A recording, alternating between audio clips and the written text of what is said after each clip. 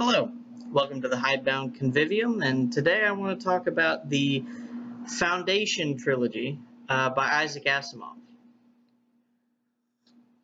The Foundation Trilogy is a set of 3 books, and we don't really talk about the other ones, but it's a set of 3 books that really, I think, forms the basis of a lot of modern science fiction, grand narrative. Space opera is a good term for the genre, and it goes along basically with Dune as 2 of the probably most formational works in regards to things like Star Wars. The basic premise of the Foundation Trilogy is that there is a wide-spanning galactic empire that is going to crumble, and a mathematician named Harry Seldon has set up these 2 foundations, which is where you get the name of the book, on opposite sides of the galaxy so that they can catalog imperial knowledge and then restart the empire essentially thousands of years later. And there were a couple interesting things in the novel that I thought were worth discussing.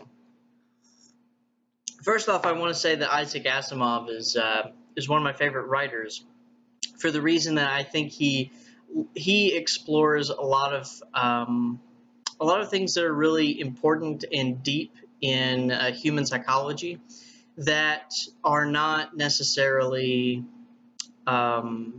explored in different types of science fiction, especially nowadays, where you get more of like a cartoonish superhero approach to things. Star Wars, for example, is a very shallow, which, don't get me wrong, I like Star Wars, but it's a very shallow sort of good versus evil kind of narrative, whereas the Foundation series that I think it's largely based on is much more nuanced. There's much more things going on there, and it spans over a much longer period of time, over several hundred years. So yeah, and you can see this in Isaac Asimov's other stories.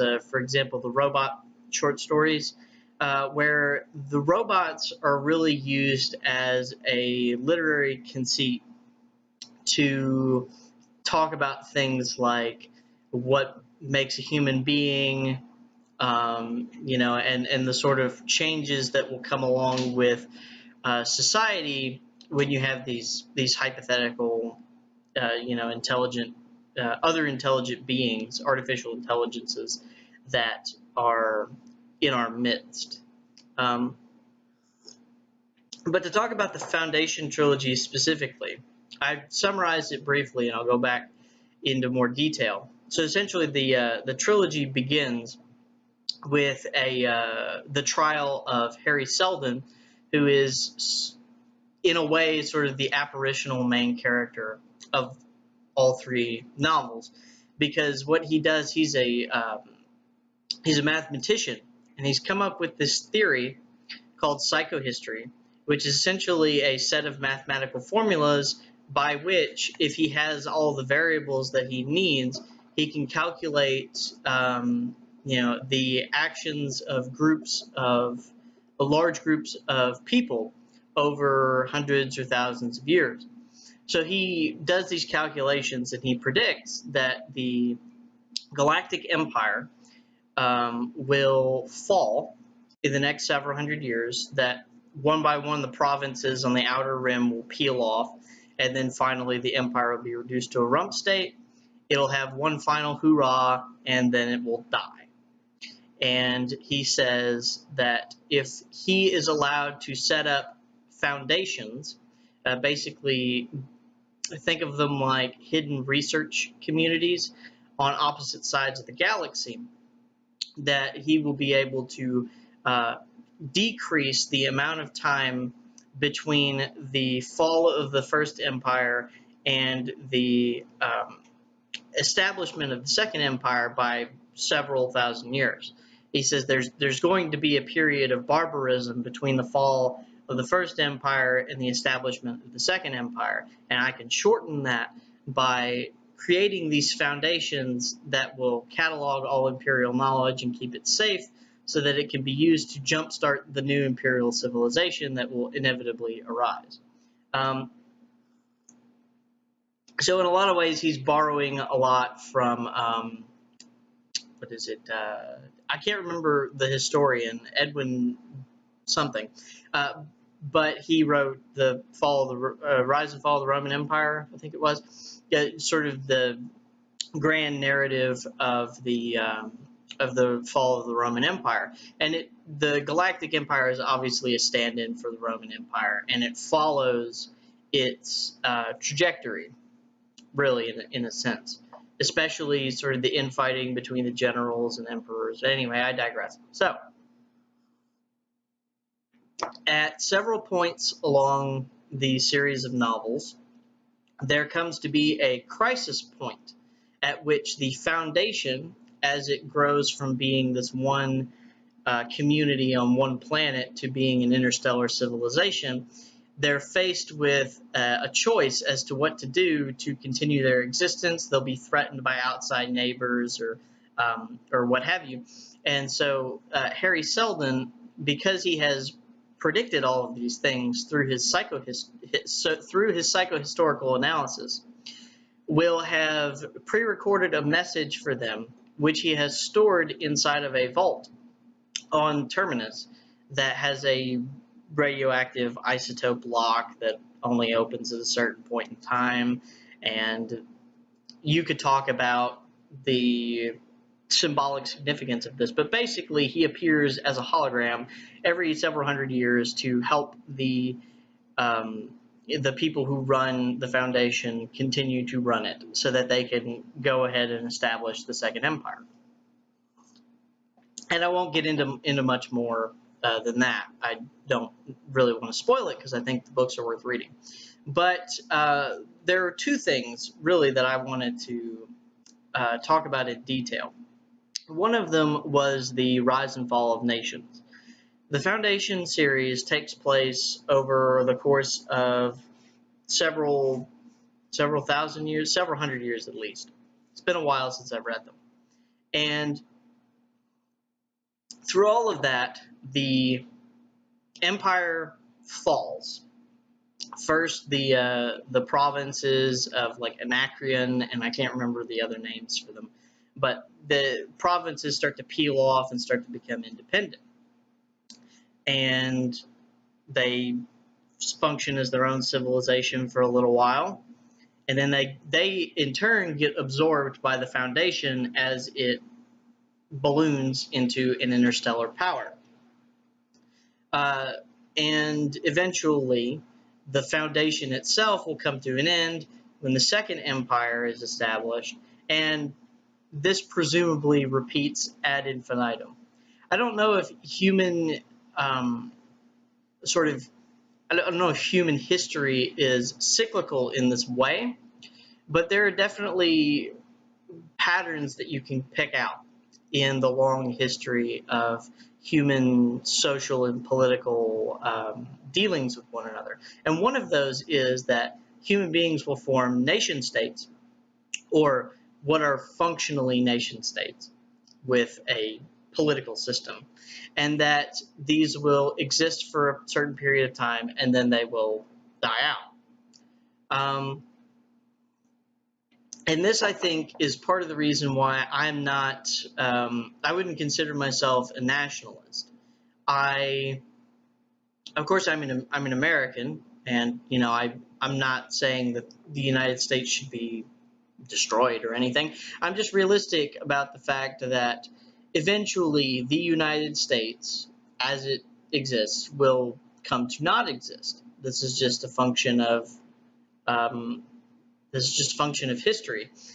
In the same way that I don't think the United Kingdom will continue to functionally exist as it exists right now.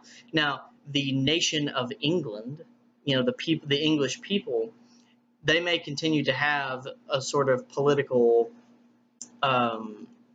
entity that is English, But that will change and take several forms over the course of, millennia.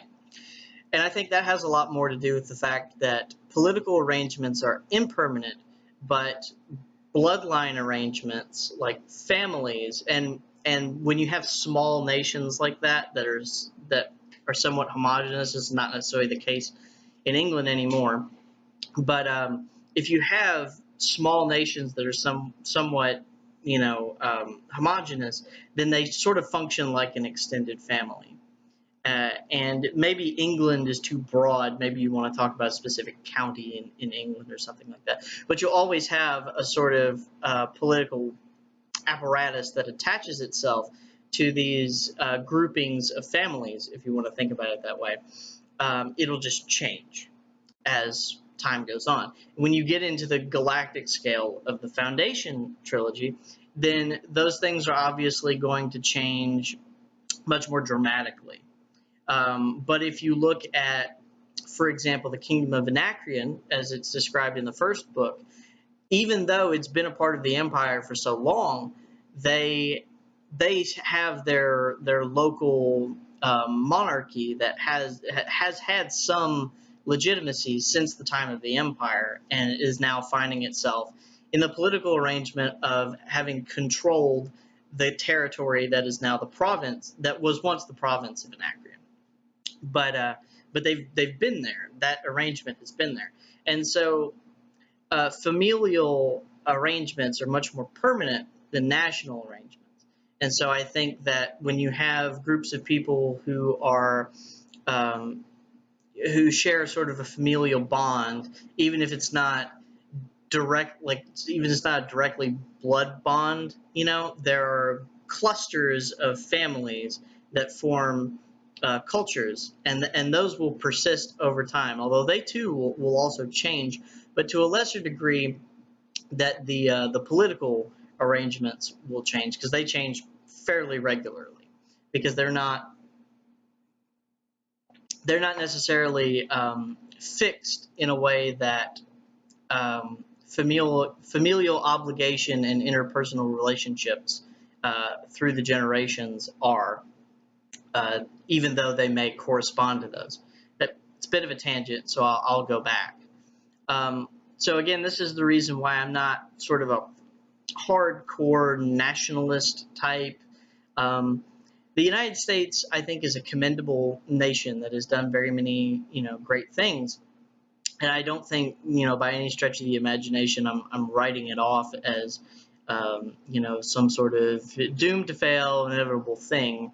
In the same way that, I'm not writing off the Kingdom of France as being some sort of, some sort of terrible thing because it could never hold its grip on the French people, because it was just never going to do that anyway. It just couldn't.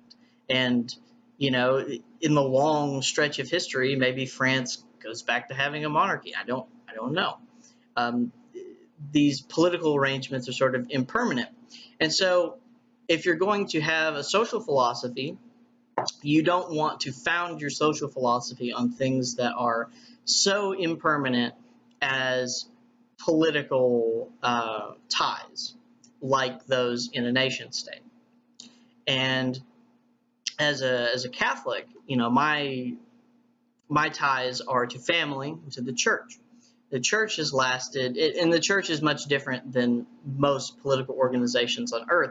Obviously, it's lasted 2,000 years, but again, it's not the same sort of organization as it's not a wholly political organization, let's say, although it does have political elements to it, and it changes over time. So that's my take on sort of the impermanence of political arrangements and how that manifests in the Foundation Trilogy. The second thing I want to talk about is psychohistory. Now, the way psychohistory is introduced to us in the book is that it's this mathematical theory that basically explains human behavior, but only in large aggregate groups, in a closed environment where all variables can be accounted for. So the closed environment in the book is the galaxy, because the only people that live in the galaxy are humans, so we're only dealing with human psychology, and the galaxy itself is basically the boundary for all of humanity, because they haven't gone past the galaxy, and there's no indication that they will. So in this closed system, Harry Seldon, with access to all the Imperial documents that he needs or whatever, he can gather and calculate enough variables that he can make fairly accurate predictions about the behavior of billions of human beings through time in broad sweeping generalizations. Like, he can't say that a merchant ship will leave the port of Trantor, which is the capital, at such and such a time on such and such a day, and it will be carrying this cargo. He can't say that. But he can say that the nation of whatever, given that its population growth is projected to be whatever, will run out of this resource in this year, and that will cause them to start a war with this country in this year to get more of said resource, which will lead to this amount of deaths, which will lead to, some sort of new political order. And historians have tended to do this, or especially alternate historians, people who write alternate history stories. They do this, but they do it with a much less comprehensive set of variables. Now, that's the thing, right? The reason that Harry Seldon can write such a vast and encompassing theory of what's going to happen in 1,000 years in the future is because he has access to all the variables that he needs. And again, this is just sort of hypothetical. Do I think psychohistory will ever exist? I don't know. Probably not. I think, but that's a point for another time. The real thing is that I want to talk about is the fact that Harry Seldon himself says that when you get down to the granular, when you get down to individual human beings, psychohistory doesn't work. And it doesn't work the smaller you make the group. So it has a much better predictive factor on 1 billion people than it does on 1,000 people. And it has a much better predictive power on 1,000 people than it does on just one person. And so I think this speaks to two things. So I think this sets up a situation where it validates free will, which I think is a requisite part of having an intellect. So it validates the human being as an intellectual creature. And I don't know if that was Asimov's intention. I'll get to that in a second.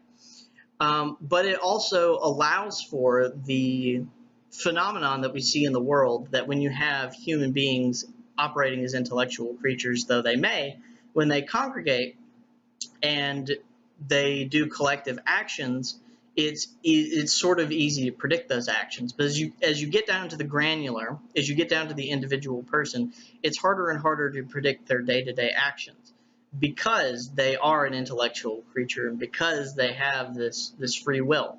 I don't know if Asimov actually believes that, or if he believes that psychohistory is equally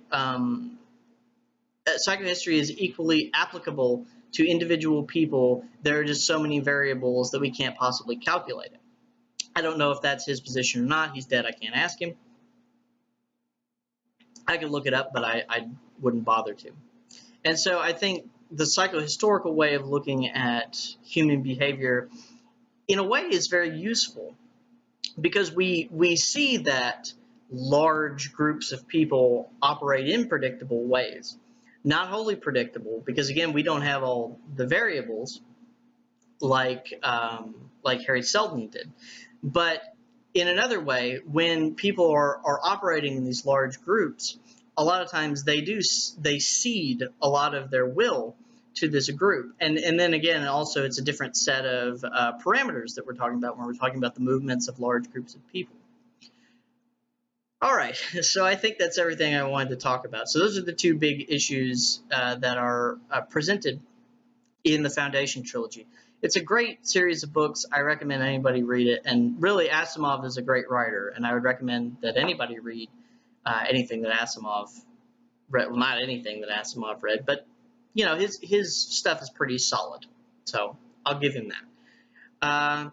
Anyway, if you like this video, leave a comment or a like at the bottom. And this has been the Hidebound Convivium. Thank you for watching.